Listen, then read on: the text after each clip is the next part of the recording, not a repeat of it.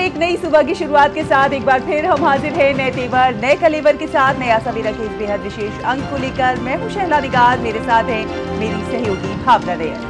सुप्रभात शैला, धन्यवाद। अगले 1 घंटे में हम आपको दिखाएंगे देश और दुनिया की ताजा तरीन खबरें और नया सवेरा में जिन प्रमुख खबरों पर आज हमारी नजर रहने वाली है वो है दिल्ली आबकारी नीति मामले में दिल्ली के मुख्यमंत्री अरविंद केजरीवाल की बढ़ती जा रही है मुश्किलें। आज दिल्ली हाईकोर्ट उनकी याचिका पर सुनवाई करेगा। साथ ही साथ आज दिल्ली विधानसभा में विशेष सत्र भी बुलाया गया है। बिल्कुल, और चुनाव से लेकर भी जो महत्वपूर्ण खबरें हैं वो भी आपको दिखाएंगे। पहले चरण के नामांकन का आज आखिरी दिन है और खबरें होंगी खेल, कारोबार और फिल्म जगत से। आइए शुरुआत करते हैं नया सवेरा की सुबह की सुर्खियों के साथ।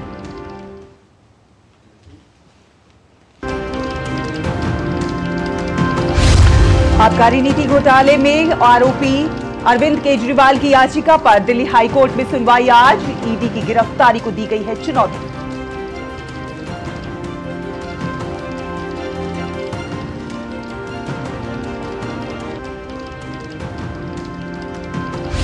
उन्नीस अप्रैल को होने वाले पहले चरण के लोकसभा चुनाव के लिए 102 में से 98 सीटों पर नामांकन का आज आखिरी दिन। 30 मार्च तारीख को नाम वापसी। आज नितिन गडकरी और भूपेंद्र यादव समेत कई नेता भरेंगे पर्चा।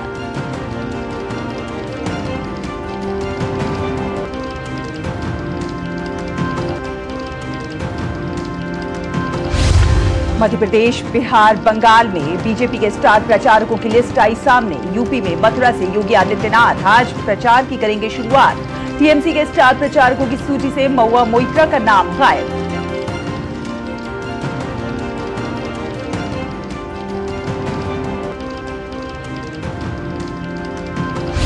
बंगाल की मुख्यमंत्री ममता बनर्जी पर आपत्तिजनक टिप्पणी के कारण बीजेपी ने दिलीप घोष से मांगा जवाब। वहीं कांग्रेस की ओर से अपमानजनक टिप्पणी झेल रही कंगना रनौत ने बीजेपी अध्यक्ष से की मुलाकात। चुनावी रणनीति पर हुई बात।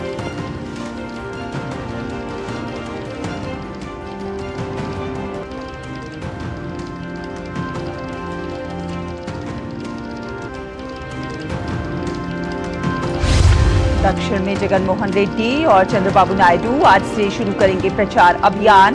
प्रत्याशियों के चयन को लेकर शरद पवार की एनसीपी भी मुंबई में करेगी संसदीय दल की बैठक।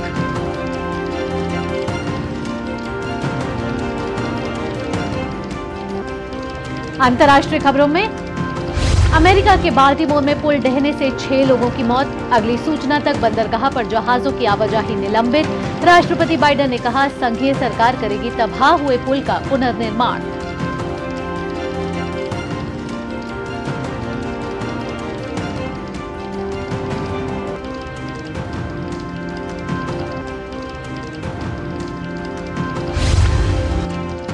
Madrid Spain masters badminton championship में आज पीवी सिंधु और किदाम्बी श्रीकांत पर होगी सभी की नजर। इस सीजन में अभी तक BWF टूर खिताब नहीं जीत पाई हैं सिंधु।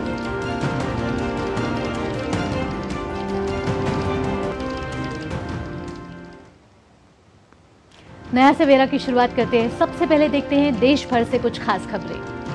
जी हां, बात करते हैं दिल्ली के मुख्यमंत्री अरविंद केजरीवाल शराब घोटाले से जुड़े मामले में ईडी की गिरफ्त में हैं। ये गिरफ्तारी कितनी सही है और कितनी गलत है, इस पर आज दिल्ली की हाईकोर्ट में सुनवाई होनी है। केजरीवाल ने अपनी याचिका में ईडी की गिरफ्तारी को चुनौती दी है। जस्टिस स्वर्णकांता शर्मा इस मामले की सुनवाई करेंगी। केजरीवाल ने 23 मार्च को हाईकोर्ट में याचिका दाखिल करते हुए अदालत से फौरन सुनवाई का अनुरोध किया था, लेकिन अदालत ने इसे नहीं माना था। अरविंद केजरीवाल को ईडी ने 21 मार्च को गिरफ्तार किया था और अगले दिन यानी कि 22 मार्च को पीएमएलए कोर्ट ने उन्हें 28 मार्च तक के लिए ईडी की हिरासत में भेज दिया था। ईडी दावा कर रही है कि केजरीवाल दिल्ली उत्पाद शुल्क नीति घोटाले मामले में मुख्य साजिशकर्ता थे। ईडी से पहले सीबीआई इस मामले में केस दर्ज कर चुकी है। जुलाई 2022 को उपराज्यपाल वीके सक्सेना ने सीबीआई जांच की सिफारिश की थी। इस मामले में मनीष सिसोदिया और संजय सिंह पहले से ही जेल में बंद हैं। बीआरएस विधायक और तेलंगाना के पूर्व मुख्यमंत्री के चंद्रशेखर राव की बेटी के कविता भी अब तिहाड़ जेल में बंद है। तो क्या केजरीवाल को आज मिलेगी राहत? हाईकोर्ट में आज होनी है सुनवाई। हमारे संवाददाता भी हमारे साथ जुड़ चुके हैं ज्यादा जानकारी के साथ। विकास सारथी हैं दिल्ली से। विकास, आपसे पूछना चाहेंगे सबसे पहले कि जिस तरीके से अरविंद केजरीवाल की मुश्किलें लगातार बढ़ती जा रही हैं, आज दिल्ली हाईकोर्ट उनकी याचिका पर सुनवाई करने वाली है और अरविंद केजरीवाल लगातार बोलते आ रहे हैं कि उनकी गिरफ्तारी अवैध है। बिल्कुल वही पोजीशन इन्होंने इस बार हाईकोर्ट में उस नई पिटीशन में ली है और उनका ये कहना है कि पूरा उनका अरेस्ट और जो ईडी को रिमांड दी गई है वो इल्लीगल है। हालांकि क्यों इल्लीगल है, इस पर कानून के पहलू से ज्यादा वो ये कह रहे हैं कि ये राजनीति से प्रेरित मुकदमा है और उनको उनकी पॉलिटिकल इंक्लिनेशन की वजह से निशाना बनाया जा रहा है क्योंकि वो एक अलायंस का हिस्सा है। बाकी जो बातें हैं वो जाहिर उनके वकील कैसे इस पूरी कस्टडी को इल्लीगल बोल रहे हैं, वो जब बहस करेंगे तो और स्थिति स्पष्ट होगी। लेकिन अगर आप ये देखें कि यही आर्ग्यूमेंट्स उन्होंने पहले लोअर कोर्ट में भी रखे थे और जब वो गिरफ्तार नहीं हुए थे तब तक उन्होंने 2 बार दिल्ली हाईकोर्ट का और इसके बाद 1 बार सुप्रीम कोर्ट का भी दरवाजा खटखटाया था, लेकिन उनको वहां से कोई राहत नहीं मिली थी। अब देखना यह है कि क्या आज हाईकोर्ट की सिंगल जज की जो बेंच है वो उनकी पिटीशन पर किस तरह का रुख रखती हैं जज। लेकिन जैसा हम पहले भी बात कर रहे थे कि पीएमएलए में क्योंकि अभी तो उनकी कस्टडी को लगभग 7 दिन ही पूरे, कल उनकी कस्टडी खत्म हो जाएगी। ईडी ने पहले उनकी 10 दिन की कस्टडी मांगी थी। ऐसे में इस वक्त क्या हाईकोर्ट उनकी जमानत की और ये जो पूरी कंप्लेंट को क्वैश करने की जो मांग है उसको मानेगी? सुनवाई के बाद साफ हो पाएगा, उम्मीद बहुत कम लगती है इस बात। बिल्कुल विकास, ये देखने वाली बात होगी कि आज क्या कुछ निकल के आता है। इस पर बात हो रही है कि कितनी सही है ये गिरफ्तारी, कितनी गलत है। लेकिन इस बीच जिस तरह से अरविंद केजरीवाल के कई संदेश भी बाहर आ रहे हैं, उन पर भी कई सवाल खड़े हो रहे हैं इसकी वैधता को लेकर। बिल्कुल, एक और नया विवाद जैसे ही जब उनको हिरासत में लिया गया था तो एक मुद्दा ये उठा था कि सरकार चलाएगा कौन, मुख्यमंत्री कौन होगा। और आपने देखा होगा कि आम आदमी पार्टी ने एक पॉलिटिकल लाइन उसमें ये ली थी कि अरविंद केजरीवाल भले ही अभी ईडी रिमांड में हो या बाद में जेल भेज दिए जाएं, लेकिन मुख्यमंत्री वही बने रहेंगे। अब एक विवाद शुरू हुआ है कि उनके एक लेटर हेड पे एक आदेश जारी हुआ है जल मंत्री के तौर पर, लेकिन उस पर उनके सिग्नेचर नहीं है। तो इसको लेकर के एक नया विवाद शुरू हुआ है। बीजेपी के नेता विधायक सिरसा जो है मनिंदर सिंह सिरसा, उन्होंने एक आरोप लगाया है कि आखिर लेटर हेड ये कैसे कोई और मंत्री उसको पब्लिक में रिलीज कर सकता है और ये कह सकता है कि मुख्यमंत्री का ये आदेश है, जबकि उस पे कोई सिग्नेचर नहीं है। और अगर सिग्नेचर नहीं है तो ये लेटर हेड दूसरे मंत्री के पास कैसे पहुंचा, इस तरह के विवाद खड़े हैं। कुछ एक जनहित याचिकाएं भी हाई कोर्ट में आई जिनमें ये कहा गया है कि अरविंद केजरीवाल इस पद पर आगे जारी नहीं रख सकते अपना कामकाज क्योंकि उन पर गंभीर वित्तीय अनियमितताओं के आरोप लगे हैं। तो ये सब एक अलग मुद्दे चल रहे हैं इस बीच। लेकिन बड़ी जो सुनवाई है वो ईडी रिमांड को चुनौती देने वाली है, उस पर क्या होगा ये सब देख रहे हैं। जी विकास, इससे पहले भी अरविंद केजरीवाल ने सुप्रीम कोर्ट में अपनी याचिका भरी थी और उसके बाद फिर वापस भी ले ली थी। उसके बाद दिल्ली हाई कोर्ट ने उन्हें कहा था कि भाई आप ईडी जो है वो हिरासत में उन्हें ले सकती है और फिर ईडी ने उसे हिरासत में ले लिया। अब कल तक की उनकी कस्टडी है। आज जब हाई कोर्ट में वे याचिका लगाएंगे और इस दावे के साथ आएंगे कि उनकी जो गिरफ्तारी है वो अवैध है, क्या कानूनी तौर पर उन्हें जमानत मिल सकती है? देखिए बहुत ही मुश्किल। जैसा आपने पीएमएलए एक्ट के जो बेल के कंडीशंस हैं वो बहुत सख्त हैं। उसमें 2 कंडीशंस दी जाती हैं। पहला, बिल्कुल संदेह ना हो कोर्ट को, प्रथम दृष्टया ये लगे कि हाँ ये इस आदमी को वाकई में गलत तरीके से फ्रेम किया जा रहा है किसी मुकदमे में। और दूसरी कंडीशन ये कि भविष्य में भी इस तरह, इसका जो बैकग्राउंड है वो इस तरह का है कि भविष्य में भी इस तरह के कोई अपराध नहीं करेगा, तब जाकर के पीएमएलए एक्ट में जमानत मिल पाती है। मेरिट्स पर, मेडिकल ग्राउंड पे किन्हीं और वजहों से जमानत मिल जाए वो अलग बात है, लेकिन जब पीएमएलए में मेरिट्स पर जमानत की बात होती है तो इन ट्विन कंडीशंस को पूरा कर पाना किसी भी आरोपी के लिए बड़ा मुश्किल होता है। क्या हासिल होगा उनको हाईकोर्ट से पता चलेगा। विकास, ये भी जानना चाहेंगे कि मान लीजिए जमानत नहीं मिलती है, उनकी गिरफ्तारी बढ़ाई जाती है, ऐसे में दिल्ली की सरकार का क्या, और ऐसे में क्या कोई और विकल्प निकलकर सामने आ रहा है? देखिए, जब कानूनी अगर हम बात करें, अड़चन की बात करें, तो जब तक वो दोषी नहीं करार दिए जाते तब तक वो अयोग्य नहीं होंगे। विधायक के तौर पर, मुख्यमंत्री के तौर पर काम करना सैद्धांतिक रूप से लगता है कि संभव है, लेकिन प्रैक्टिकल तौर पर नहीं लगता कि ऐसा संभव हो पाएगा। क्योंकि जैसा मैंने कहा, अभी हस्ताक्षर को लेकर देखिए एक बड़ा विवाद खड़ा हो गया है। कैबिनेट कब होगी, मंत्री क्या न्यायिक हिरासत में आकर अरविंद केजरीवाल से मिलेंगे या अरविंद केजरीवाल को पैरोल मिलेगी? कितनी बार पैरोल मिलेगी? आप देखते हैं हफ्ते में 2-2 बार कैबिनेट्स होती थी पहले, वो कैसे संभव होगा? उसमें प्रैक्टिकल दिक्कतें बहुत ज्यादा हैं। जी विकास, इन तमाम जानकारियों के लिए आपका बहुत बहुत धन्यवाद। आगे भी आपसे अपडेट लेते रहेंगे। बढ़ते हैं अब अगली खबर की ओर। दिल्ली सरकार ने विधानसभा का विशेष सत्र आज बुलाया है। सदन के विशेष सत्र में दिल्ली सरकार की स्वास्थ्य सेवाओं को लेकर चर्चा होगी। स्वास्थ्य मंत्री सौरभ भारद्वाज ने मुख्य सचिव को अस्पतालों और मोहल्ला क्लिनिक को लेकर मिल रही शिकायतों की रिपोर्ट के साथ उससे निपटने के लिए बनाई गई कार्य योजना के साथ तलब किया है। पहले ये सत्र 22 मार्च को बुलाया गया था। सत्र बुलाने का मुख्य उद्देश्य दिल्ली के अस्पतालों और मोहल्ला क्लिनिक में दवाइयों की कमी के साथ जांच संबंधित दिक्कतों को लेकर था, जिस पर स्वास्थ्य मंत्री ने मुख्य सचिव को मौजूदा स्थिति के साथ उसकी कार्य योजना के साथ तलब किया था। 21 मार्च की रात मुख्यमंत्री केजरीवाल की गिरफ्तारी के चलते 22 मार्च को सदन की कार्यवाही को स्थगित करके 27 मार्च को बुलाया गया है।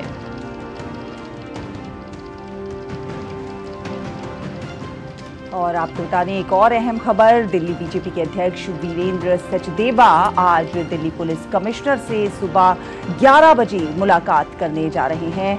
ये मुलाकात केजरीवाल के ईडी रिमांड से दिए जा रहे आदेश के बारे में है। इस दौरान सचदेवा कोई बड़ा खुलासा भी कर सकते हैं। और ईडी ने मंगलवार को विदेशी मुद्रा उल्लंघन मामले में दिल्ली, हैदराबाद, मुंबई, कुरुक्षेत्र और कोलकाता में Marinium shipping and logistics private limited और इसके डायरेक्टर्स विजय कुमार शुक्ला और संजय गोस्वामी और संबंधित संस्थाओं लक्ष्मीटन मैरीटाइम के परिसरों पर छापेमारी की है। इस रेड के दौरान ईडी ने 2.54 करोड़ रुपए की नकदी बरामद की है। इसका एक हिस्सा वॉशिंग मशीन से जब्त किया गया है। आपत्तिजनक दस्तावेज और डिजिटल उपकरण की जब्ती के साथ ईडी ने 47 बैंक खाते भी फ्रीज कर दिए हैं।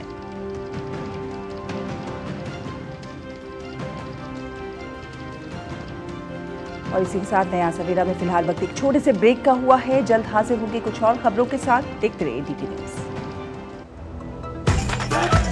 मैं क्या जी, सब जानते हैं, जहां दिखे मारियो, अपना समझ के खा लियो।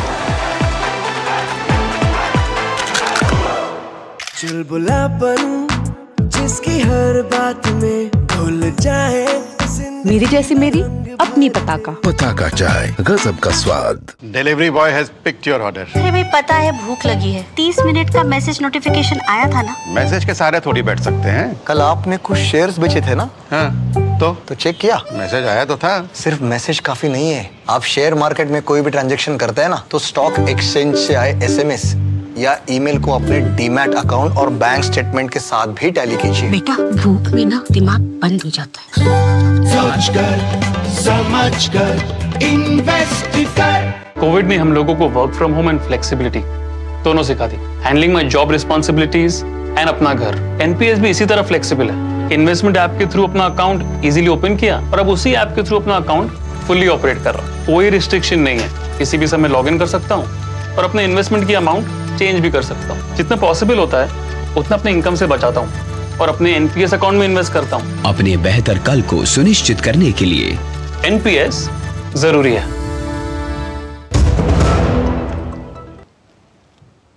ब्रेक के बाद आपका स्वागत है। आप देख रहे हैं नया सवेरा और आगे बढ़ते हैं और बात कर लेते हैं 24 की चुनौती की।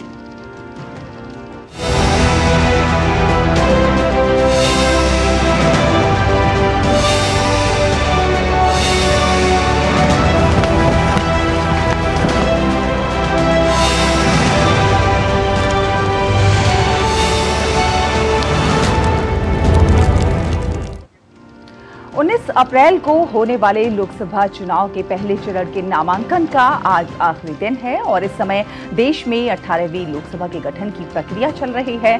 17वीं लोकसभा का कार्यकाल 16 जून को पूरा हो रहा है। पहले चरण में 102 सीटों पर चुनाव होना है, जिसमें से 98 सीटों पर नामांकन का आज अंतिम दिन है।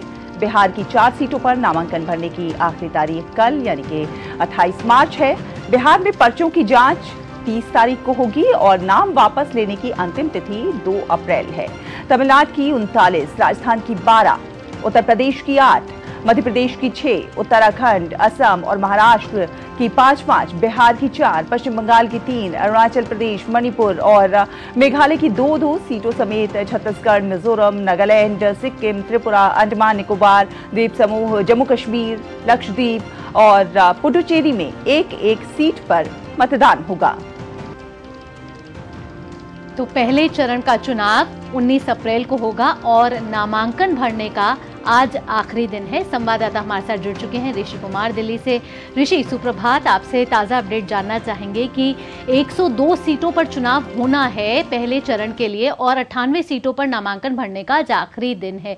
किन किन दिग्गज नेताओं ने नामांकन अपने पहले ही भर दिए हैं और 102 सीटों की बात करें तो कौन कौन से बड़े ऐसे दिग्गज नेता हैं जो इस 102 सीटों पर नामांकन भरने वाले हैं?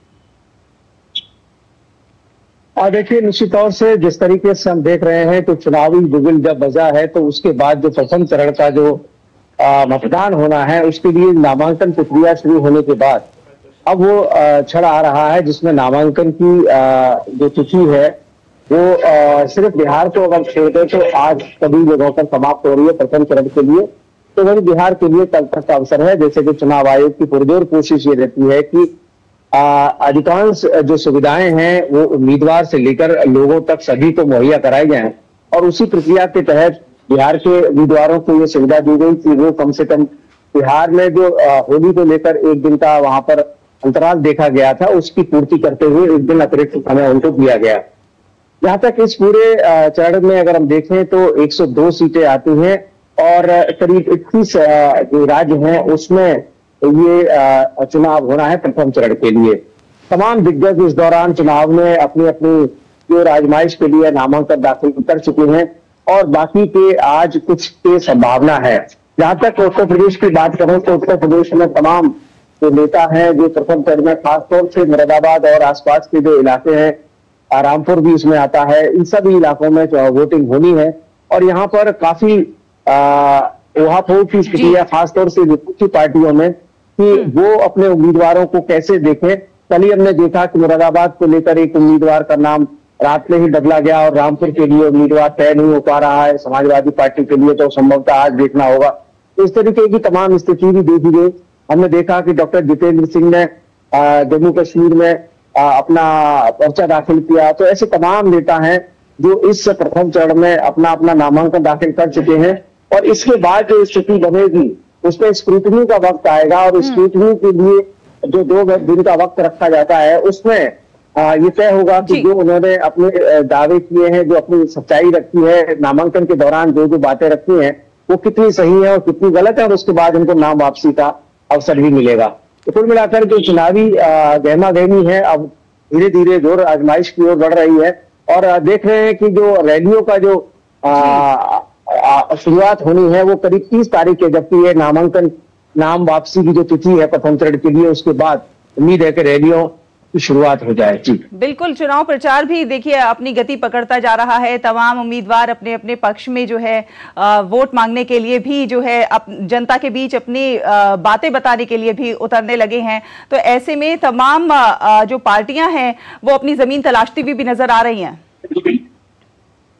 बिल्कुल, तमाम राजनीतिक दल हैं। अब देखिए, जहां तक जो एनडीए गठबंधन के खिलाफ INDIA का जो गठबंधन है उसमें अगर हम देखें तो अभी कई जगहों पर उनकी गठबंधन अभी तक तय नहीं हो पाया है। तो कहीं पर एक राज्य में गठबंधन है तो दूसरे राज्य में वो विरोध में है।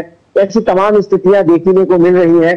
वहीं दूसरी ओर हमने तमाम स्थितियों को देखा है कि जो विपक्ष की जो बड़े बड़े दिग्गज नेता हैं, अब जैसे कल हमने देखा कि पंजाब में जो बिट्टू है वहां जो उनकी एक पॉलिटिकल लिगेसी रही है कांग्रेस पार्टी को लेकर, वो बीजेपी में शामिल हो गए और बीजेपी ने दावा किया कि अब वो पंजाब में अकेले ही चुनाव लड़ेगी। इस तरीके की तमाम परिस्थितियां अब पैदा हो रही हैं जिससे कि जो चुनाव है उसको अपनी ओर कोशिश की जा रही है सभी राजनीतिक दलों की जो अपनी तरफ खींचा जाए, लेकिन जो मुख्य मुकाबला है अब उसमें बीजेपी लगता है बाकी सभी दलों से आगे निकलती हुई शुरुआती चरण में दिखाई दे रही है। जी, जिस तरीके से आपने बताया कि चुनावी बिगुल बज चुका है और सियासत भी अब गर्म है। अगर आगे की बात की जाए ऋषि, अगर नामांकन आज पहले चरण का नामांकन का आज आखिरी दिन है, इसके बाद की प्रक्रिया किस तरीके की रहती है? देखिए, चरण ये नामांकन की प्रक्रिया है। जैसे जैसे चुनाव होते जाएंगे वैसे वैसे नामांकन की जो अगली, अब जैसे हम बात करें तो अगला दूसरे चरण से भी अगर चुनाव करें और चुनाव की बात करें तो उसमें नामांकन की तिथि उस दिन शुरू हो जाएगी जिस दिन, यानी कि ये प्रथम चरण का नामांकन नाम वापसी का जो तिथि है वो समाप्त, यानी कि 30 तारीख को। और 28 तारीख से जब नाम वापसी और स्क्रूटनी का प्रोसेस है वो शुरू हो रहा है द्वितीय चरण के लिए। तो ये जो तमाम परिस्थितियां हैं चरणबद्ध तरीके से चुनाव आयोग ने अपनी तिथियों में शामिल किया है, जिसमें नॉमिनेशन का जो प्रोसेस है वो अलग अलग जो नामांकन करने का जो प्रोसेस है वो अलग अलग तिथियों के हिसाब से है। जिस चरण में जैसे जैसे वोटिंग होनी है उस हिसाब से इस प्रक्रिया को आगे बढ़ाया जाएगा। तो बिल्कुल ऋषि, बहुत बहुत धन्यवाद आपका हमारे साथ जुड़ने के लिए और हमारे दर्शकों से अपडेट साझा करने के लिए। तो पहले चरण का नामांकन का आज आखिरी दिन है और तमाम जो प्रक्रिया हैं उन पर वो पूरी कर ली गई हैं और हमारे संवाददाता ऋषि कुमार हमारे साथ जुड़े थे, ताज़ा अपडेट दे रहे थे। चलिए अब बढ़ते हैं अगली खबर की ओर। बीजेपी ने 3 राज्यों के लिए अपने स्टार प्रचारकों की फौज तैयार कर ली है और नाम भी जारी कर दिए हैं। ये 3 राज्य हैं मध्य प्रदेश, बिहार और बंगाल। मध्य प्रदेश के लिए स्टार प्रचारकों की लिस्ट में 40 नाम हैं। इस लिस्ट में पहला नाम प्रधानमंत्री नरेंद्र मोदी का है। अमित शाह, जेपी नड्डा समेत 6 राज्यों के मुख्यमंत्री के नाम भी इस सूची में शामिल हैं। सूची के मुताबिक 7 केंद्रीय मंत्री भी एमपी के स्टार प्रचारक बनाए गए हैं। इस लिस्ट में मुख्यमंत्री डॉक्टर मोहन यादव, पूर्व मुख्यमंत्री शिवराज सिंह चौहान, केंद्रीय उड्डयन मंत्री ज्योतिरादित्य सिंधिया के नाम भी शामिल हैं। हालांकि अहम खबर ये भी है कि उमा भारती और प्रज्ञा सिंह ठाकुर दोनों का नाम इस लिस्ट में नहीं है।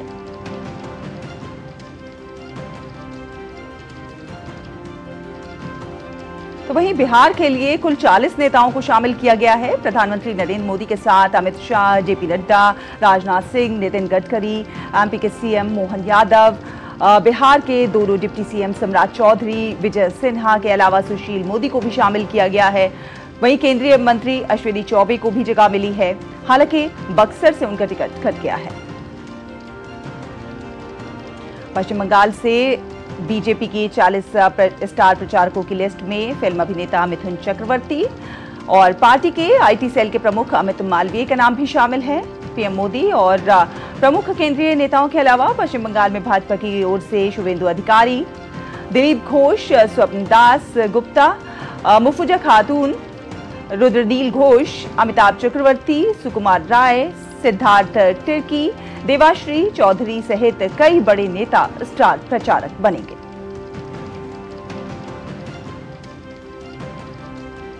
वहीं उत्तर प्रदेश के मुख्यमंत्री योगी आदित्यनाथ आज से अपना प्रचार अभियान शुरू करने जा रहे हैं।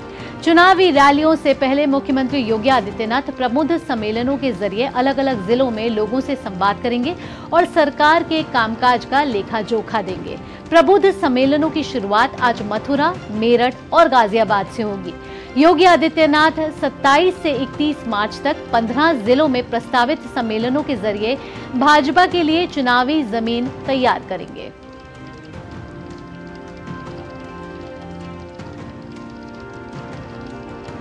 पश्चिम बंगाल की 42 लोकसभा सीटों का 7वें चरण में चुनाव होगा। आगामी 19 अप्रैल को होने वाले पहले चरण के चुनाव के लिए तृणमूल कांग्रेस पार्टी ने अपने स्टार प्रचारकों की लिस्ट भी जारी कर दी है। टीएमसी ने अपने स्टार प्रचारकों की लिस्ट में 40 नेताओं के नाम शामिल किए हैं, जिसमें सबसे ऊपर पश्चिम बंगाल की मुख्यमंत्री ममता बनर्जी का नाम है। लिस्ट में सांसद और पार्टी के राष्ट्रीय महासचिव अभिषेक बनर्जी, पूर्व क्रिकेटर और उम्मीदवार यूसुफ पठान और अन्य को भी स्टार प्रचारक बनाया गया है। हालांकि इस लिस्ट में टीएमसी की फायर ब्रांड नेता माने जाने वाली महुआ मोइत्रा को जगह नहीं दी गई है। Mahua Moitra cash for query मामले से विवादों में आई हैं।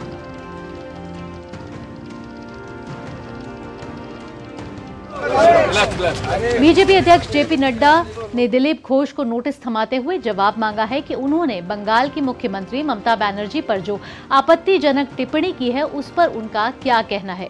दुर्गापुर बर्धमान से बीजेपी उम्मीदवार दिलीप घोष ने चुनावी अभियान के दौरान ममता बनर्जी पर अमर्यादित टिप्पणी की, जिसे लेकर बीजेपी नेतृत्व ने नाराजगी जताई है। जेपी नड्डा ने दिलीप घोष के बयान की कड़े शब्दों में आलोचना करते हुए पार्टी ऑफिस की ओर से पत्र जारी कर अपनी स्थिति स्पष्ट करने को कहा है। साथ ही सुधारात्मक कदम उठाने की सलाह भी दी गई है। दिलीप घोष के बयान के बाद टीएमसी हमलावर है। दिलीप घोष के इस बयान को टीएमसी ने नारी अस्मिता से जोड़ते हुए पार्टी चुनाव आयोग में शिकायत की थी। और कांग्रेस प्रवक्ता सुप्रिया श्रीनेत की बेहद आपत्तिजनक पोस्ट के बाद उपजे विवाद के बीच अभिनेत्री और लोकसभा उम्मीदवार कंगना मंगलवार को दिल्ली पहुंची। कंगना ने भाजपा अध्यक्ष जेपी नड्डा से मुलाकात की। इस मुलाकात के दौरान हिमाचल प्रदेश की राजनीति और चुनाव से जुड़े मुद्दों पर चर्चा की गई। इस बीच कांग्रेस प्रवक्ता की आपत्तिजनक पोस्ट को लेकर भाजपा लगातार हमलावर है। मंडी जिसे छोटा काशी कहा जाता है, पूरे विश्व में छोटे काशी के नाम से प्रसिद्ध है, जहाँ पे ऋषि पराशर से लेकर ऋषि मार्कंडेय जी ने तपस्या की है, उसके बारे में इतनी भद्दी टिप्पणी, तो हम सब मंडी वासी जो हैं वो बहुत ही कष्ट हमें हुआ है इस चीज को लेकर। ऋषि मुनियों की धरती और छोटी काशी के रूप में विख्यात मंडी और वहां से बीजेपी उम्मीदवार कंगना रनौत पर अपमानजनक टिप्पणी कांग्रेस के लिए गले की फांस बन गई है। पूरे मामले में पार्टी की प्रवक्ता सुप्रिया श्रीनेत की सफाई भी लोगों के गले नहीं उतर रही है और अब कांग्रेस पशोपेश में है कि जो तीर उनके सोशल मीडिया हैंडल से छूटा है, आखिर उसका रुख किस तरफ मोड़ा जाए। डैमेज कंट्रोल के तौर पर हिमाचल प्रदेश कांग्रेस की महिलाओं को सामने आना पड़ा। उन्होंने भी कंगना को मंडी की बेटी बताया।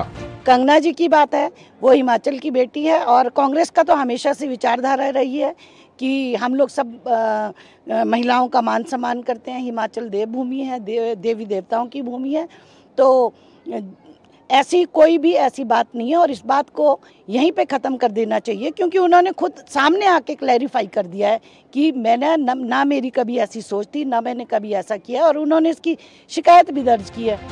राष्ट्रीय महिला आयोग ने भी अभिनेत्री कंगना रनौत पर कथित आपत्तिजनक टिप्पणियों के मामले में निर्वाचन आयोग से सुप्रिया श्रीनेत और पार्टी के नेता एचएस अहीर के विरुद्ध कड़ी कार्रवाई करने की अपील की है। महिला आयोग की अध्यक्षा रेखा शर्मा ने इस सिलसिले में निर्वाचन आयुक्त को पत्र लिखा है। महिला आयोग की अध्यक्षा ने कहा है कि इस तरह का व्यवहार असहनीय है और महिलाओं के सम्मान के खिलाफ है। जो खुद सोशल मीडिया के इंचार्ज हों एक पार्टी की, और वो भी छोटी पार्टी नहीं है, बहुत बड़ी पार्टी की नेता है और बहुत बड़ी नेता है, उनके अकाउंट से ऐसा कोई कैसे ट्वीट कर सकता है? और सेम ट्वीट दो नेताओं के हैंडल से कैसे जा सकता है? और दोनों ही डिनाई कर रहे हैं। ये आफ्टर थॉट है मेरे ख्याल से जनता की रिएक्शन देखने के बाद, क्योंकि आम जनता, आम महिलाएं इस पे बहुत ज़्यादा गुस्से में है कि किस प्रकार ऐसी एक महिला ही महिला के अगेंस्ट इस तरह के अभद्र शब्द यूज कर सकती है। भाजपा और कांग्रेस दोनों ही सैद्धांतिक तौर पर महिलाओं के खिलाफ अमर्यादित भाषा का इस्तेमाल करने का विरोध कर रही हैं। भाजपा का कहना है कि कांग्रेस प्रवक्ता सुप्रिया श्रीनेत खुद एक महिला हैं और उन्हें इस तरह का बयान एक महिला के खिलाफ नहीं देना चाहिए था। आप ये समझिए, जो सोशल मीडिया की चेयरपर्सन है वो कह रही है उनके अकाउंट कई लोग डील करते हैं। बहुत साफ है कि कांग्रेस की जो बातें हैं, इनके अकाउंट्स कहां से डील होते हैं, ये देश को समझना चाहिए। कौन कौन सी शक्तियां डिजिग्नेटेड डिजाइन मैसेजेस भेज देती हैं जो सीधे एज इट इज कर दिए जाते हैं, ये अपने आप में इस बात को प्रमाणित करता है कि कांग्रेस और इंडी गठबंधन किसी अज्ञात शक्तियों के हाथ में खेल रहा है। सुप्रिया जी ने बहुत साफ तरीके से बताया क्या हुआ। कांग्रेस पार्टी का इस पे बहुत सीधा सीधा समय है। ये बिल्कुल ऐसी चीज है जिसका सार्वजनिक रूप में ऐसी भाषाओं का कहीं कोई जगह नहीं है। सुप्रिया जी ने खुद कहा है कि जिससे भी हुआ है वो गलती हुई है, उन्होंने एक्सप्लेन भी किया। मेरे ख्याल से वहीं हमको मैटर रखना चाहिए। इस बीच भाजपा नेताओं ने दिल्ली में चुनाव आयोग से मुलाकात कर भाषा के गिरते स्तर पर लगाम लगाने को कहा है। नहीं होनी चाहिए ना, उसमें नहीं होनी चाहिए, ऐसी भाषा के इस्तेमाल नहीं होना चाहिए। और कमीशन के तमाम आदेश हैं, तमाम कानून हैं, उसके तहत जो गलत करे उसके खिलाफ कार्रवाई होनी चाहिए। पार्टी के नेताओं का कहना है कि जो अपशब्दों का इस्तेमाल हो रहा है वह गलत है। यह चुनाव है, कोई जंग नहीं। इसमें मर्यादा का निर्वहन जरूरी है। चुनाव के मौसम में नेताओं की भाषा का मामला पहले भी उठता रहा है और इस बार भी ये मामला फिलहाल चुनाव आयोग के पास पहुंच गया है। अब देखना यह है कि आयोग इसे रोकने के लिए क्या कदम उठाता है। अनुज, शैलेंद्र और ऋषि के साथ ब्यूरो रिपोर्ट, डीडी न्यूज। तो भावना, कहा जाता है कि चुनाव में देखिए मतभेद हो सकता है, मनभेद नहीं होना चाहिए और नेताओं को अपने भाषा के स्तर को संभाल कर ही बात करनी चाहिए। जी हाँ, और इस पर अब कांग्रेस भी गिरती नजर आ रही है कि जिस तरीके से महिला विरोधी बयान जो कांग्रेस की प्रवक्ता ने दिया है उस पर अब कांग्रेस जो है वो गिरती नजर आ रही है। बीजेपी लगातार हमलावर है और चुनावी मौसम है शैला, कहीं ना कहीं हमें और साथ ही साथ चुनावी रैलियों में जिस तरीके से नेता अब उतरेंगे चुनावी मैदान में, उनको भाषा पर अपने के इस्तेमाल पर लगातार ध्यान देना चाहिए। बिल्कुल, क्योंकि एक संदेश बहुत बड़ा मैसेज भी दे जाता है, कई बार जो है एक मैसेज समाज को भी दे जाता है। जब आपके नेता इस तरह की भाषा का इस्तेमाल करेंगे तो फिर बाकी लोग क्या करेंगे। जी, अब बढ़ते हैं अगली खबर की ओर। एनसीपी शरद चंद्र पवार पार्टी की केंद्रीय संसदीय कार्यकारी समिति की अहम बैठक आज मुंबई में होने वाली है। बैठक में लोकसभा उम्मीदवारों को लेकर चर्चा होगी। ये बैठक राष्ट्रवादी कांग्रेस पार्टी के राष्ट्रीय अध्यक्ष शरद चंद्र पवार की मौजूदगी में होगी। लोकसभा चुनाव में उतारे जाने वाले उम्मीदवारों के संबंध में चर्चा, निर्णय और चुनाव के लिए अन्य समितियां बनाई जाएंगी। और सीट बंटवारे को लेकर बिहार में महागठबंधन में खींचतान की खबरों के बीच कांग्रेस और राष्ट्रीय जनता दल के नेताओं ने नई दिल्ली में बैठक की। इसमें कांग्रेस महासचिव केसी वेणुगोपाल, मुकुल वासनिक और आरजेडी नेता तेजस्वी यादव शामिल हुए। बैठक के बाद मीडिया से बात करते हुए तेजस्वी यादव ने कहा कि वो इस बात पर सहमत हुए हैं कि वाम दल, कांग्रेस और आरजेडी मिलकर चुनाव लड़ेंगे। तेजस्वी यादव ने कहा कि सभी को उनकी सीट मिलेगी और जल्दी ही इसकी घोषणा की जाएगी। उधर कांग्रेस ने लोकसभा चुनाव के लिए उम्मीदवारों की 7वीं सूची जारी कर दी है। इसमें छत्तीसगढ़ की 4 और तमिलनाडु की 1 लोकसभा सीट के लिए उम्मीदवारों का ऐलान कर दिया गया है। अब तक पार्टी ने 197 उम्मीदवारों के नामों का ऐलान कर दिया है।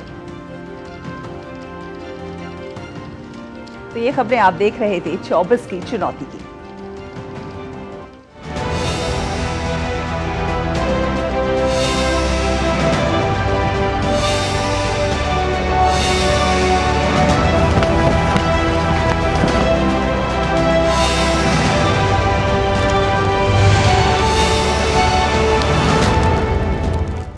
यहाँ रुक रहे हैं एक छोटे से ब्रेक के लिए। ब्रेक के बाद भी डीडी न्यूज पर खबरों का सिलसिला यूं ही जारी रहेगा।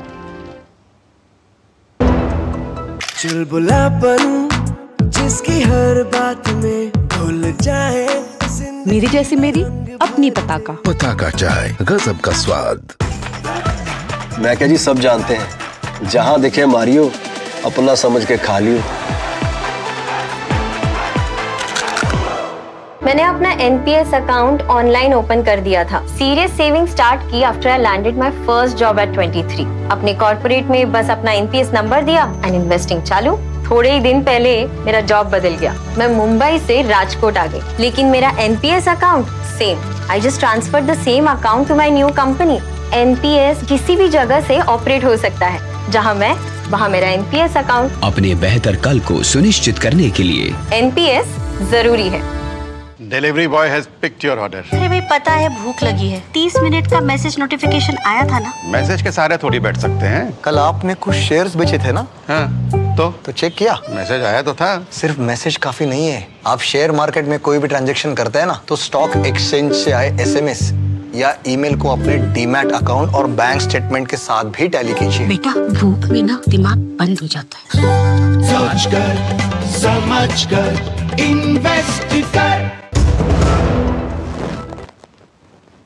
ब्रेक के बाद स्वागत है आपका। आप देख रहे हैं नया सवेरा और अब बारी है अखबारों की सुर्खियों की।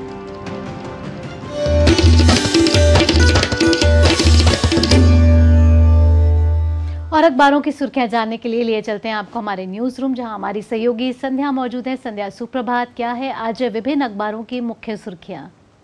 सुप्रभात शहला और भावना। अखबारों की सुर्खियों की शुरुआत कर लेते हैं केंद्रीय गृह मंत्री अमित शाह के एक टेलीविज़न को दिए गए साक्षात्कार की खबर के साथ, जिसे आज दैनिक जागरण अखबार ने अपने पहले पेज पर लिया है। और इसमें इस साक्षात्कार में उन्होंने कहा कि जम्मू कश्मीर से अफ्स्पा यानी कि सशस्त्र बल विशेषाधिकार अधिनियम को हटाने पर विचार किया जाएगा।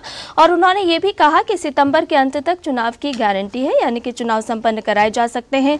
प्रदेश में सुरक्षा बलों की तैनाती योजनाबद्ध तरीके से हटाने की कार्य योजना तैयार की जा चुकी है। तो इस खबर को आज प्रमुखता के साथ लिया है। इसके अलावा नवभारत टाइम्स अखबार ने जो भारतीय जनता पार्टी ने अब तक 6 लिस्ट जारी करती है और उसमें उम्मीदवारों की घोषणा की है, तो उसको आज एक विश्लेषण करते हुए खबर प्रकाशित की और बताया कि बीजेपी के जो 405 उम्मीदवार हैं उनमें से 16% महिलाएं हैं और इस बार 101 सांसद बदले गए हैं। तो एक विश्लेषण करती हुई खबर आज नवभारत टाइम्स अखबार ने ली है। इसके अलावा प्रधानमंत्री नरेंद्र मोदी ने जो संदेश खाली से उम्मीदवार रेखा पात्रा है उनसे बात की, तो इस खबर को भी आज अखबारों ने लिया है और बताया कि संदेश खाली की लड़ाई लड़ी, आप शक्ति स्वरूपा हैं, यही हेडलाइन आज अखबारों ने बनाई है। यहाँ बशीरहाट लोकसभा की भाजपा प्रत्याशी हैं रेखा पात्रा, जिन्होंने महिलाओं के यौन उत्पीड़न को लेकर के संदेश खाली में महिलाओं की आवाज बुलंद की थी और अब वो भारतीय जनता पार्टी की ओर से उम्मीदवार हैं। अगली खबर अंतरिक्ष से है। हम धरती पर ही कचरा हटाने की बात नहीं करते या पर्यावरण को सुरक्षित और संरक्षित रखने की बात नहीं करते, बल्कि अंतरिक्ष को भी हम किस तरह से सुरक्षित रख सकते हैं, इस पर इसरो ने आज एक सफलता हासिल की है। आज नहीं की, किसको की है, लेकिन ये खबर आज प्रकाशित हुई है और बताया कि अंतरिक्ष में नहीं फैलेगा इसरो का मलबा, यानी कि पीएसएलवी ने शून्य कक्षीय मलबा मिशन पूरा कर लिया है। जब सैटेलाइट भेजे जाते हैं और उनकी कक्षा बदली जाती है तो वहां पर अगर उसको असफलता मिलती है या फिर कचरे का जो वहां जो कचरा फैलने का अंदेशा होता है, तो उससे किस तरह से निजात पाई जा सकती है, इस पर इसरो ने काम किया है और सैटेलाइट के दुर्घटनाग्रस्त होने का खतरा भी इससे कम हुआ है। चलते चलते एक और खबर की बात जिसे जनसत्ता अखबार ने आज अपने देश पेज पर लिया है और बताया है कि यूट्यूब ने नियमों के उल्लंघन पर भारत में अब तक लगभग 22 लाख वीडियो हटा दिए हैं और यह आंकड़ा अक्टूबर से दिसंबर के बीच का है। 22.5 लाख वीडियो यूट्यूब से हटाए गए हैं। तो आज के अखबारों में अलग अलग क्षेत्रों से जुड़ी हुई ये है खास खबरें। अपडेट से इतने सारे अखबारों की सुर्खियां हमारे दर्शकों तक पहुंचाने के लिए नया सवेरा में वक्त हो चला एक छोटे से ब्रेक का। ब्रेक के बाद भी नया सवेरा पर खबरों का सिलसिला यूं ही जारी रहेगा। मौसम को अपने पैशन के बीच जो नहीं आने देते, मैं उनका फैन। मेरी तरह एसबीआई भी आपका फैन है, इसलिए एसबीआई आपके लिए थोड़ी एक्स्ट्रा मेहनत करता है। तो excellent customer service, assistance to MSMEs और टेक्नोलॉजी ड्रिवन बैंकिंग सॉल्यूशंस। घर छोड़ दूं, एसबीआई बदल रहा है क्योंकि हम एक बदलते देश के फैन हैं। एसबीआई, देश का फैन। चुलबुलापन जिसकी हर बात में भूल जाए, मेरी जैसी मेरी अपनी पताका। पताका चाय, गजब का स्वाद। मैं क्या जी, सब जानते हैं, जहां दिखे मारियो, अपना समझ के खा लियो। मैं आईटी प्रोफेशनल, मुझे मार्केट और इन्वेस्टमेंट के बारे में ज्यादा नहीं पता था। सो एनपीएस के प्रोफेशनल फंड मैनेजमेंट के थ्रू अब ऑटोमेटिक इन्वेस्टिंग बढ़िया चल रही है। मैं जितनी आसानी से इतने सारे एप्स यूज करता हूँ, बस इतना ही इजी और एक्सेसिबल है ऐप के थ्रू मेरा एनपीएस अकाउंट। रिटर्न्स, इन्वेस्टमेंट, सब चीजों का ट्रैक रखना बिल्कुल आसान है। अपने बेहतर कल को सुनिश्चित करने के लिए एनपीएस जरूरी है।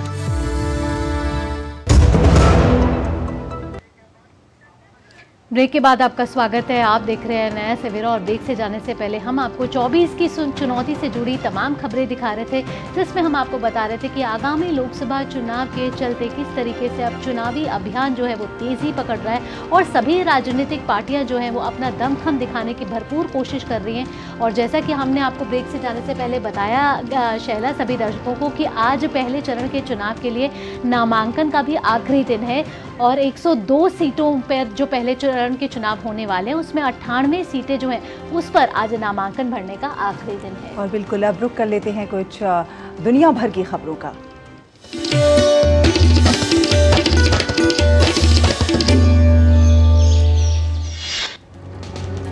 फिलीपींस के राष्ट्रपति ने इस महीने अदन की खाड़ी में हूती विद्रोहियों के हमले में एक व्यापारी जहाज पर सवार फिलीपींस के चालक दल के सदस्यों को बचाने में भारत की त्वरित और निर्णायक कार्रवाई के लिए आभार व्यक्त किया है। अमेरिका के बाल्टीमोर में पुल ढहने से सभी 6 श्रमिकों की मौत हो गई है, जबकि एक कर्मचारी को अस्पताल में भर्ती कराया गया है। Coast guard rear admiral Shannon Gilreath ने कहा है कि लंबे समय तक चले राहत अभियान और पानी के तापमान के आधार पर उन्हें उम्मीद नहीं है कि कोई जीवित बचा होगा।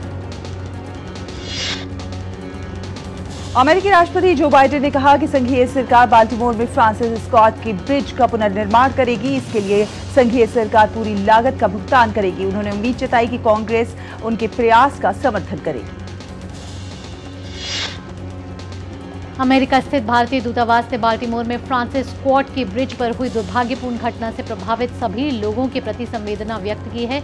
उन्होंने एक हॉटलाइन नंबर भी जारी किया है, जिसमें +1 2027 717 1996 जारी कर कहा है कि दुर्घटना से प्रभावित भारतीय नागरिकों जिन्हें सहायता की आवश्यकता है वह उनसे संपर्क कर सकते हैं। इजराइल के सैन्य प्रवक्ता ने हमास के डिप्टी कमांडर मारवान ईसा की मौत की पुष्टि की है। सैन्य प्रवक्ता रियर एडमिरल डेनियल हगारी ने कहा है कि इस सिलसिले में सारी खुफिया जानकारी की जांच कर ली गई है। हमास की ओर से तत्काल कोई टिप्पणी नहीं आई।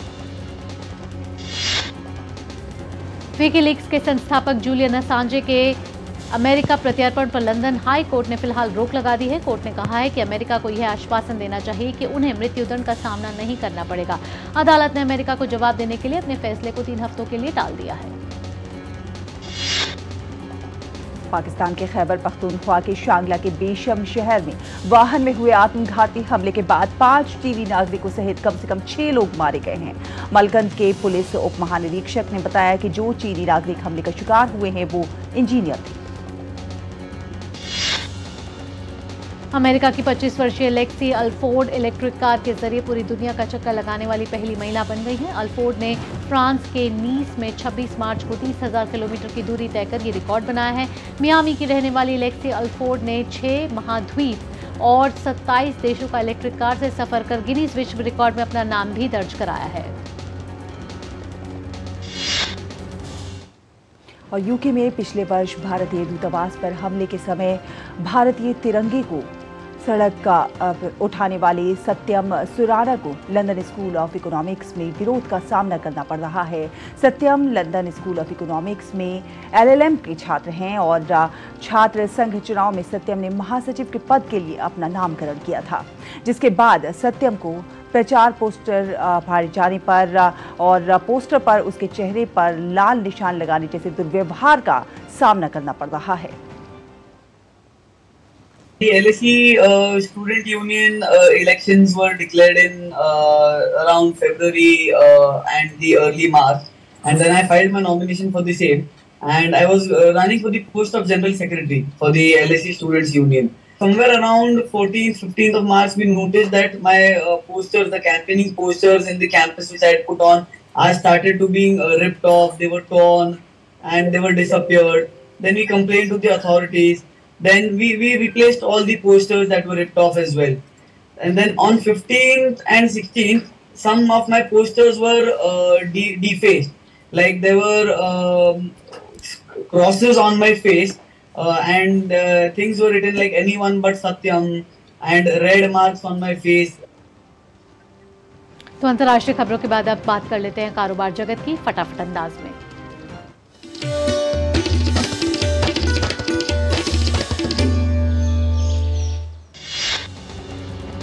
भारतीय जीवन बीमा निगम को 2 वित्त वर्षों के लिए जीएसटी के कम भुगतान को लेकर कर अधिकारियों से लगभग 178 करोड़ रुपए का नोटिस मिला है। ऑनलाइन बिक्री मंच अमेजॉन और उसके एक खुदरा विक्रेता पर सेवा में खामियों के लिए 35,000 रुपए का जुर्माना लगाया गया है। आयोग ने अमेजॉन को ग्राहकों को एक पारदर्शी शिकायत निवारण तंत्र प्रदान करने का भी निर्देश दिया है। विमानन कंपनी स्पाइसजेट ने कहा है कि उसने 13Q400 विमानों से संबंधित 755 करोड़ रुपए की देनदारियों के निपटान के लिए विमान पट्टे पर देने वाली कंपनी एक्सपोर्ट डेवलपमेंट कनाडा के साथ समझौता किया है।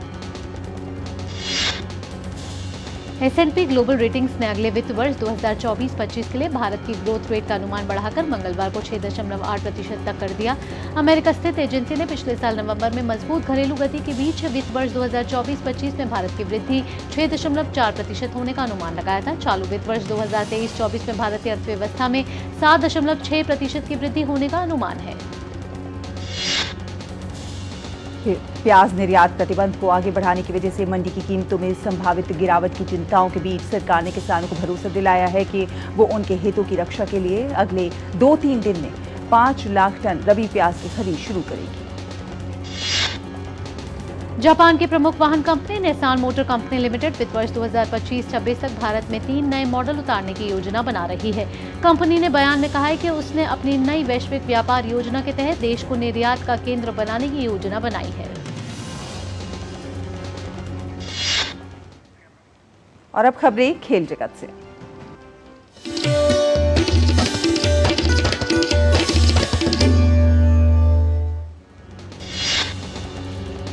इंडियन प्रीमियर लीग में आज हैदराबाद में मुंबई इंडियंस का सामना सनराइजर्स हैदराबाद से होगा। दोनों ही टीमों को अपने पहले मैच में हार का सामना करना पड़ा था। ऐसे में इस मुकाबले में पैट कमिंस और हार्दिक पांड्या की कोशिश पहली जीत दर्ज करने पर होगी। इंडियन प्रीमियर लीग में चेन्नई सुपर किंग्स का जलवा कायम है। टीम ने मंगलवार को अपने होम ग्राउंड में गुजरात टाइटंस को खिलाफ 63 रन की शानदार जीत दर्ज की। आईपीएल के खुमार के बीच भारत के ऑस्ट्रेलिया दौरे का ऐलान। 5 टेस्ट मैचों की सीरीज का पहला मुकाबला 22 नवंबर से एडिलेड में खेला जाएगा। Day night test. Asian Cricket Council ने श्रीलंका में खेले जाने वाले महिला एशिया कप के शेड्यूल का ऐलान कर दिया है। टूर्नामेंट की शुरुआत 19 जुलाई से होगी।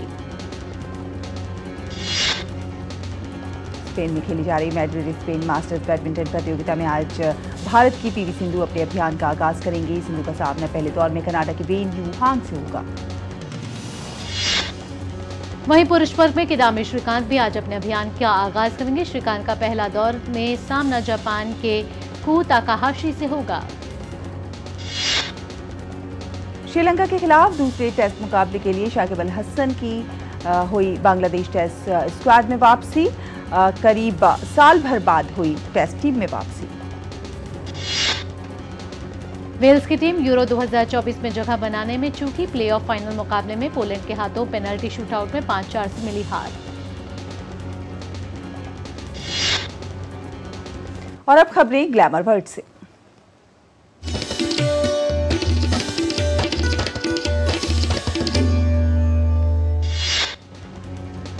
अभिनेता रामचरण का जन्मदिन आज।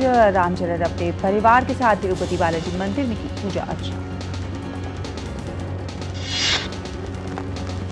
कपिल शर्मा टीवी के बाद ओटीटी पर गुदगुदाने के लिए तैयार हैं। नए show the great Indian Kapil show के साथ कॉमेडियन वापसी कर रहे हैं। हाल ही में शो का ट्रेलर रिलीज किया गया है। विद्या बालन की रोमांटिक कॉमेडी फिल्म 2 और 2 प्यार का टीजर रिलीज हो गया है। फिल्म 19 अप्रैल को सिनेमाघरों में दस्तक देगी। बॉलीवुड स्टार अक्षय कुमार और टाइगर श्रॉफ स्टारर बड़े मियां छोटे मियां फिल्म के गाने रिलीज होने के बाद से दर्शक काफी उत्साहित नजर आ रहे हैं। अक्षय कुमार टाइगर श्रॉफ मानुषी छिल्लर फिल्म बड़े मियां छोटे मियां 10 अप्रैल को रिलीज होगी। अभिनेता बॉबी देओल की वेब सीरीज आश्रम एक बार फिर से चर्चा में है। चंदन रॉय सान्याल ने दिसंबर महीने में ओटीटी पर आश्रम 4 के प्रसारित होने का ऐलान किया है। स्वतंत्रता सेनानी वीर सावरकर के जीवन पर आधारित स्वातंत्र्य वीर सावरकर 22 मार्च को 2 भाषाओं हिंदी और मराठी में सिनेमाघरों में रिलीज हो चुकी है। इस फिल्म के 4 दिनों के कुल कलेक्शन 8 करोड़ से ऊपर रहा है। चंडीगढ़ में 5 दिवसीय अंतर्राष्ट्रीय फिल्मोत्सव सिनेवेस्ट इंटरनेशनल फिल्म फेस्टिवल का आयोजन आज से 31 मार्च तक होगा, जिसका उद्घाटन फिल्म अभिनेता बमन ईरानी करेंगे। करीना कपूर, कृति सेनन और तब्बू की अपकमिंग फिल्म द क्रू 29 मार्च को होगी रिलीज। फिल्म के लिए एडवांस बुकिंग खोल दी गई है।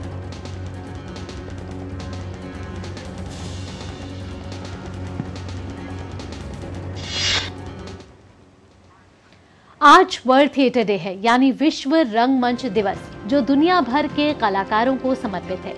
आज ही का दिन है जब लोगों को रंगमंच के महत्व के बारे में बताना और मनाने का दिन है। आइए आपको दिखाते हैं इससे जुड़ी एक खास रिपोर्ट। आज विश्व रंगमंच दिवस है। रंगमंच ना केवल मनोरंजन का जरिया है, बल्कि ये लोगों को शिक्षित करने के साथ साथ प्रेरित करने का भी काम करता है। रंगमंच दुनिया भर में कला, संस्कृति और परंपरा के प्रसार का एक सबसे सशक्त माध्यम है। ये अलग अलग नाटक के मंचन के द्वारा सामाजिक बुराइयों और समस्याओं के बारे में जागरूकता भी पैदा करता है। आज का दिन थिएटर आर्ट्स के महत्व और उनके द्वारा समाज में लाए जाने वाले परिवर्तनों के बारे में जागरूकता बढ़ाने के लिए मनाया जाता है। रंगमंच में कई तरह की शैलियां, विधाएं और सांस्कृतिक परंपराएं शामिल हैं। रंगमंच समय के साथ काफी विकसित हुआ है। विश्व रंगमंच दिवस कला के महत्व का जश्न मनाता है, क्योंकि ये हमें आगे बढ़ाती है, मनोरंजन करती है, सिखाती है और बदलती रहती है। विश्व रंगमंच दिवस मनाने का उद्देश्य लोगों में रंगमंच को लेकर जागरूकता लाना और इसके महत्व को समझाना है। हम जानते हैं कि एक लंबे समय से रंगमंच अभिव्यक्ति का सशक्त माध्यम रहा है। आज के समय में इसकी प्रासंगिकता क्या है? नाटक जब अभिव्यक्ति का एक इतना बड़ा माध्यम है, तो कोई भी समाज जो नाटक से अछूता है वो कभी आगे बढ़ नहीं सकता। इसलिए हमारे देश में लगभग 3000 साल के आसपास, उससे पहले भरत मुनि ने नाट्यशास्त्र लिखा था। उसमें भी उन्होंने कहा है कि नाटक जो है वो ज्ञान का भंडार है, ज्ञान का स्रोत है। उसमें कला के अलग अलग विधा का एक समाहार है, एक समावेश है। तो आज जब हम वर्ल्ड थिएटर डे मना रहे हैं, वर्ल्ड में हमने पहले भी सुना है, कहा गया है कि पूरा विश्व एक रंगमंच है। ये लोगों के लिए है, लेकिन हम रंगमंच में रंगकर्म करने वालों के लिए हमारे तो रंगमंच ही पूरा वर्ल्ड है। दुनिया भर में लाखों लोग थिएटर कला का आनंद लेते हैं। निर्माण में हफ्तों, यहाँ तक कि महीनों तक की तैयारी भी लग जाती है और इसके लिए सभी को मिलकर काम करना पड़ता है। नाटककार उत्तम कथानक, संवाद और क्रियाकलाप प्रस्तुत करता है। निर्देशक और अभिनेता चरित्र विकसित करते हैं और पंक्तियां लेखक की दृष्टि को उजागर करती हैं। निर्देशन, संगीत, रोशनी और कोरियोग्राफी पूरे शो को एक साथ लाती है। जैसे अभी OTT आ गया है, लोगों के हाथ में सिनेमा आ गया है, बट थिएटर की एक लाइव परफॉर्मेंस की जो खूबसूरती है, और जैसा हम बोलते हैं कि थिएटर जो है वो समाज का आईना है, तो एक जो थिएटर आर्टिस्ट है या फिर एक जो डायरेक्टर एक थिएटर पीस क्रिएट करता है, एक नाटक क्रिएट करता है, तो वो एक मैग्नीफाइंग ग्लास लेके समाज को देखता है, समाज में जो घट रहा है उसको अपने उस थिएटर मीडियम में लाने की कोशिश करता है और लोगों को अवेयर करता है। और एक बहुत अच्छे थिएटर आर्टिस्ट हैं, उन्होंने एक बहुत अच्छी बात कही थी कि ऑडियंस जो है वो एक दीपक लेके आता है थिएटर देखने या कोई नाटक देखने, और वहाँ जो अभिनेता होता है या जो डायरेक्टर होता है वो उस दीपक को जलाता है। रंगमंच देखने भी आते हो तो आप एक साथ आते हो, एक ग्रुप के साथ आते हो। किसी के साथ बैठना और किसी चीज़ को देखना और फिर उस मैसेज को ग्रैस्प करना, ये बहुत ही ज़्यादा इम्पॉर्टेंट है, जो कि हमारे बच्चों में, हम बड़ों से लेके बच्चों से लेके हर किसी में ज़रूरी है। कहते हैं कि कलाकार जीवन के विभिन्न रूपों को अपने तरीके से दुनिया के सामने प्रस्तुत करता है। जिंदगी में किसी का मनोरंजन करना अगर सफल हो गया तो मानो कलाकार का जीवन सफल हो जाता है। थिएटर में समय के साथ कई बदलाव हुए हैं, लेकिन कहानी कहने और मानवीय अभिव्यक्ति का उसका मूल उद्देश्य आज भी वही है। आज दर्शकों के पास फिल्म, टेलीविजन और डिजिटल मीडिया सहित मनोरंजन के विविध विकल्प हैं, लेकिन प्रतिस्पर्धा के इस दौर में भी रंगमंच अपनी विश्वसनीयता के साथ दर्शकों तक अपनी पहुंच को हर दिन बढ़ा रहा है। दिल्ली से शहला निगार की रिपोर्ट, DD न्यूज। साजनी हो, साजनी हो, साजनी। और आइए अब वक्त हो चला है मौसम की जानकारी हासिल करने का। जानते हैं विभिन्न राज्यों का न्यूनतम और अधिकतम तापमान।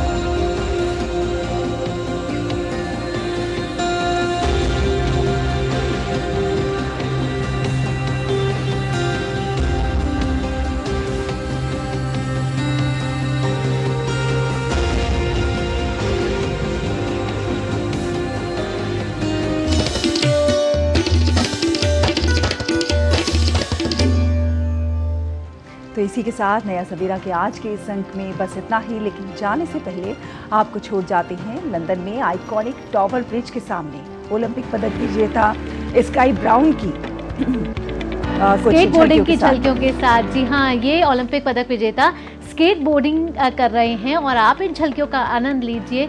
मुझे, शैला और हमारी पूरी टीम को दीजिए अनुमति। नमस्कार।